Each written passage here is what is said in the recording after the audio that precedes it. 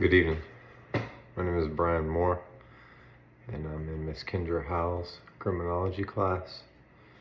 And today, on episode 2 in our YouTube channel, we'll be discussing the deadly water in Flint, Michigan. We'll be taking a closer look at why criminals commit white-collar and corporate crimes, defrauding and potentially harming the public with the violations of these laws. So the deadly water in Flint, Michigan was water that had been contaminated from corrosion of pipes that affected public health and safety. It was considered the dawn of a new era, a way to be able to maximize water and be more cost effective for the community.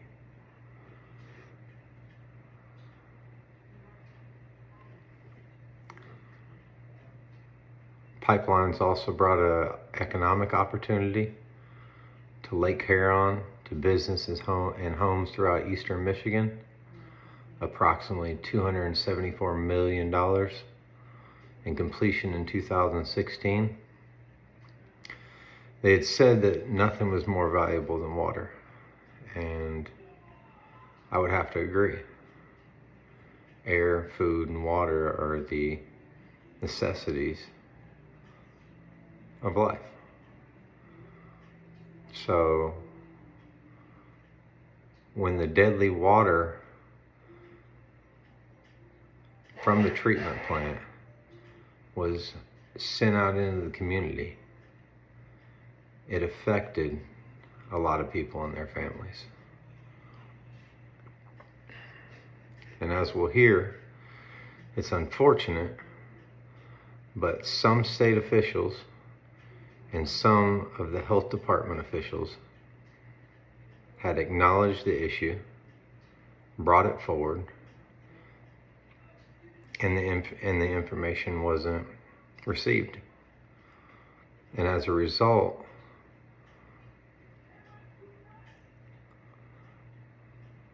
they jeopardized the community and the people in Flint, Michigan.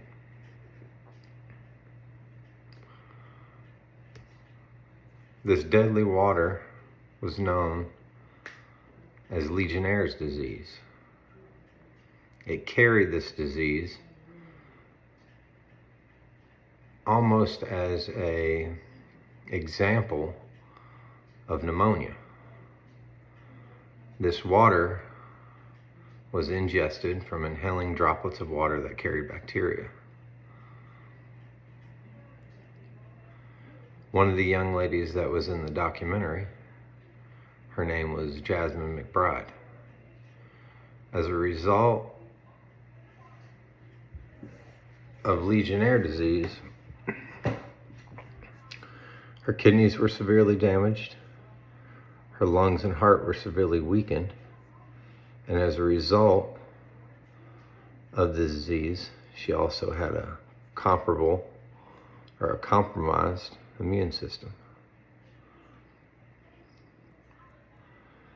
Legionnaires disease, also known as Legionella, had started backdated as early as June 2014 when the outbreak began. It was acknowledged later in 2015 and 16.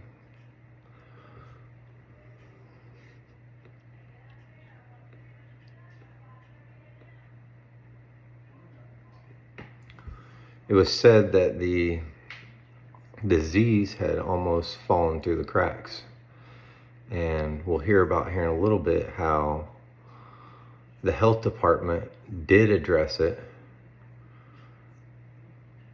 with the state and had brought it to their attention that the brown, murky water was affecting people's health.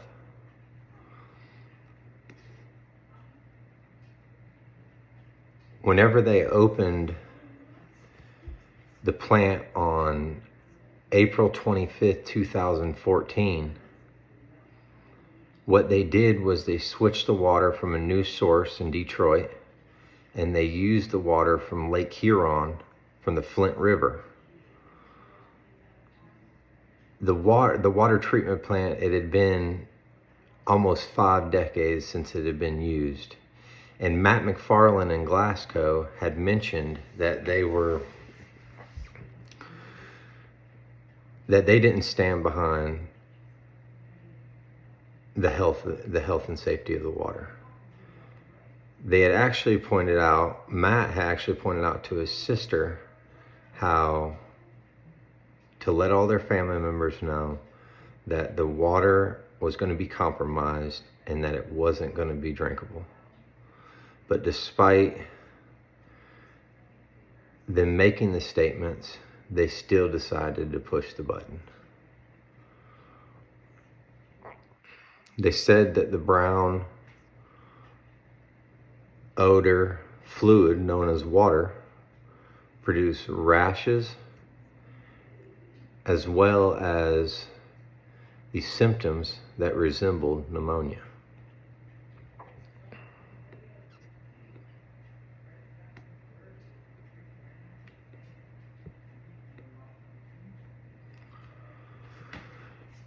They did not require that the pipes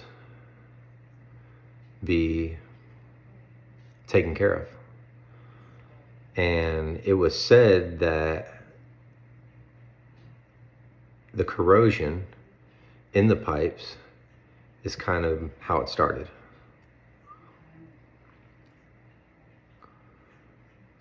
Genesee County Health Department began to look into it, and the state feared that things would get out, is what they said on the documentary. That if the community found out about it, then someone, I would think, would have to be held responsible, as well as I feel personally that they would have a community that would be in fear.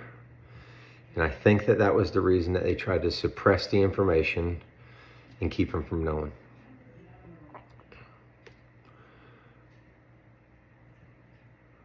One of the young ladies on the documentary said that it was as simple as testing the water and disinfecting it, you know. Seems like pretty much normal protocol, I guess.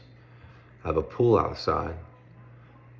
When we swim in it, about once every 2 weeks during the summertime, I usually go out there and test the pool. And if any chemicals need to be put in it, I put it in there. And if there's any algae in it, I put algicide in it. I just treat the pool. And in which I think that if they had a more professional outlook on things, that they also would have treated the water and taken pride in the little things. Taken pride in the safety of the community, taken pride in that what their community is ingesting is safe and that it's drinkable water. At the end of 2014, there was 3 confirmed deaths.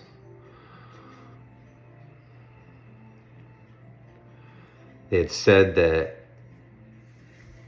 they considered it blinding, that the residents of Flint County continued to drink the water and feel that it was okay. That was the information that they were given, that the water could be ingested and it was all right. No notification was sent to the medical society. County Health Department contacted CDC immediately asking for help. State health officials declined help and said that if they needed anything, that they would get back with them. CDC wanted to move forward with the investigation. I believe personally that they did what they could within their scope, that they provided emails, they they made a paper trail is what they did. They tried to push for bringing in tests and investigation, and they asked questions. And I feel as a professional, if I'm asking the questions to the right people, I have to trust the answers that they're giving me. After a year and a half following the outbreak, 12 people had died. Many were sick. And once again, it was kind of covered up because later on in the investigation, they had found out since this disease had carried those almost flu-like symptoms, that there was a lot of people who had came to the hospital and had stated that they were sick, and many people, the doctors had considered them pneumonia, and that's what they had on their paperwork, that it was pneumonia. I think they missed it. And what kind of brought about the red flags was in late 2015, high lead levels were detected in kids' blood systems, and the governor ordered the city to stop using the Flint River water and return to the Detroit filtration system. January 13, 2016, Governor Rick Snyder addressed the outbreak of the Legionnaires Disease. And as a result, they appointed Todd Flood and Assistant Attorney General Bill Schutt to a case with a team of people, scientists and law enforcement, to try to figure out exactly what went wrong. The state wouldn't authorize them to start the search in many areas. They had denied information. They withheld information. And as a result, those 4 or 5 months that they had mentioned in the documentary, they had almost felt like it had set them back. And for myself, on the outside looking in, I think that was kind of, I think they did it on purpose. And I don't know if it was an opportunity to mislead them or to wait for the system to kind of clear up. But I think that it was an opportunity to try to clear the air a little bit longer, so they couldn't find and detect the bacteria any further. Nick Lyons was directed by the health department to be accountable and responsible.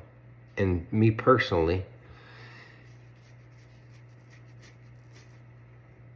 as Nick Lyons being the director of the health department, I think that he should have taken initiative to ensure that the emails were answered, ensure that the water was properly tested, and made sure that if there was anything that was wrong with the water that could affect the community, that the system be shut down or redirected immediately.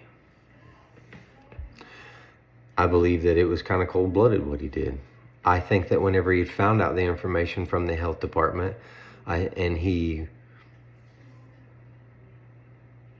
disregarded it, he was more or less saying, without saying, I feel like, that carry on, everything will be okay. And that's not the case. There was many people who were sick, people who lost their families, people who died. And unfortunate but true, but I believe that he should have been held more responsible than what he was. Flood believed that the state covered up the details from the crisis. I also agree. Later, they charged 9 state and local officials with conspiracy, misconduct, neglect of duty, and tampering with evidence. I think that was great. I think that when something like that goes wrong, when a community is infected, and when there's a level of negligence that is shown, that someone has to be held responsible. It's not fair that they're not. Do you think there were others that should have been held responsible that were not held responsible? And I said no.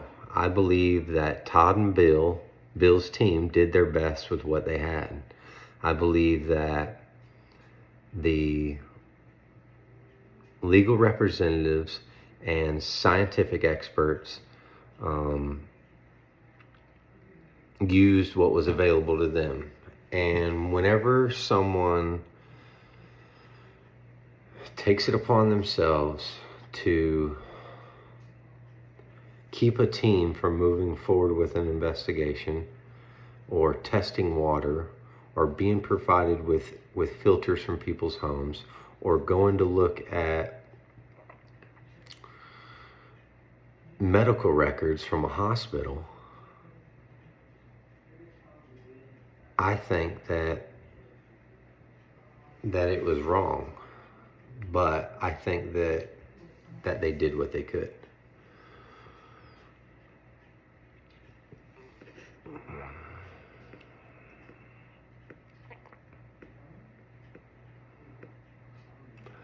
It was mentioned in the documentary that frontline reporters looked for pneumonia deaths during the infected period of 2014 and 15. Dozens were found to have died from pneumonia that could have been associated with the disease. And that's what we had mentioned earlier, that they were looking at the disease specifically, but whenever you have an infection, bacteria like pneumonia, it can look different. It can look like there's almost, that disease looks like pneumonia. So whenever someone comes to the hospital and says, I'm sick, and the doctor looks at them and says, well, you have pneumonia. I mean, there was, I think, 5 times more pneumonia deaths that were documented, that during that time that they looked at the graphs and the fluctuation of graphs that continued to increase, I mean, it kind of goes together, you know. I think that the people, maybe not all of them, but many of them that contracted pneumonia had the disease.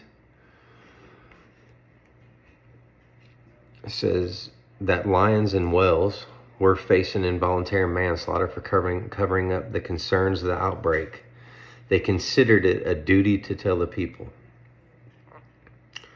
And going back to what we talked about earlier, whenever someone knows and has been sent emails, when they have made suggestions that there is people coming up sick, that level of negligence and the lack of concern for another human being, I think that they're wrong and they should be held responsible. And I'm going with the deterrence and rational choice theory.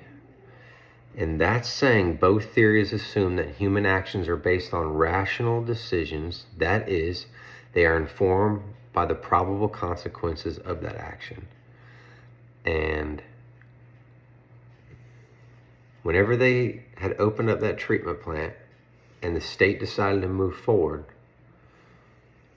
once he found out that that water was contaminated, and once he knew that there was a disease being produced from it, and he continued with the action anyways, I think he's in the wrong.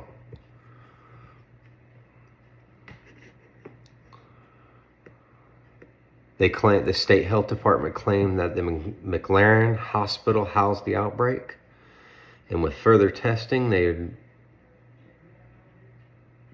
found out, well, they were informed that that the hospital ran off city water, and Dr. Stout tested the water, concluding the problem was a change in the water supply, meaning that the disease was contracted long before the individual got to the hospital. Lyons and Wells were ordered to stand trial, and at this time there was a change in the political dynamic. There was new people that were put in position to do the job. And I personally believe that they dropped the ball. I believe whenever you put other people into position that are not knowledgeable and are not invested, I think that some people, unfortunately, are going to take the easier way out. And in this particular discussion, I believe that they did. I believe that they didn't carry out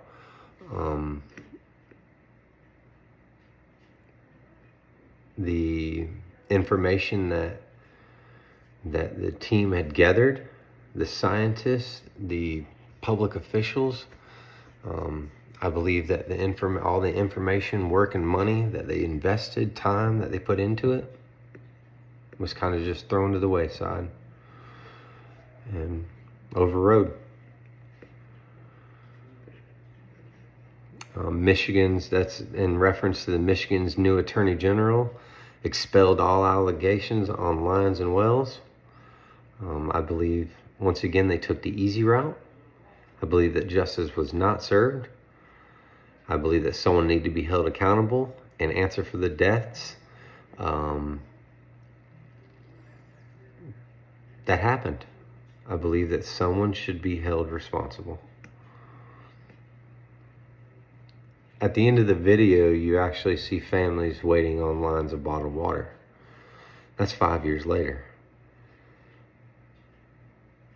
Whenever a community has gotten to a point where they're relying on bottled water on a daily basis, they're required to go stand in a line of traffic or wait in a line of traffic for the comfort of agua, I believe that something's wrong. If you were a criminologist asked to provide an overall assessment on how future cities or states could avoid a Flint, Michigan incident, what would be your recommendations? I think it's simple. I think that a game plan being put together before the process starts is probably the way to go. I believe whenever they kind of almost shotgunned their experiment and they went in there to click the red button and get the water running for a cheaper price to save money for people, at the end of the day, they didn't save anybody. They cost them more than anything. And having the proper test, area, water, treatment facilities, and pipes, making sure that these areas are properly tested and properly taken care of is important. Making sure qualified personnel are in place, and an open line of communication between the health and the state. If they're in a position, as they were in Michigan, where there's information coming across someone's desk and someone's not looking at it and considering it, then we're probably not going to be in good shape at all. So making sure that we have the right people in place with the right motives, to be honest, to be loving, to be caring, to be about protecting and helping, I think that we'll be in a better position. And I want to thank you again for the opportunity. It is a blessing to have a chance to almost nervously get in front of this screen and have a discussion. And I'm very thankful for the opportunity and look forward to the experience. Thank you again. Hey, Ryder. Gunner.